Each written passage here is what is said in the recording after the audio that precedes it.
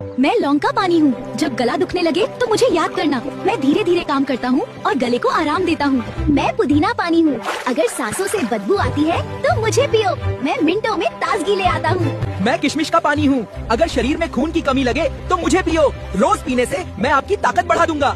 मैं चक्रफूल का पानी हूँ। नींद नहीं आ रही, मुझे पीकर देखो। मैं शरीर को रिलैक्स करता हूँ ताकि अच्छी नींद आए। मैं तेज पत्ता हूँ। कोलेस्ट्रॉल की चिंता है तो मुझे पियो। मैं फैट को पिघलाने में मदद करता हूँ, बस नियम से पीना। मैं इलायची हूँ। खाने के बाद पेट फूला हुआ लगे मुझे पियो। मैं पेट को तुरंत हल्का और शांत कर देती हूँ।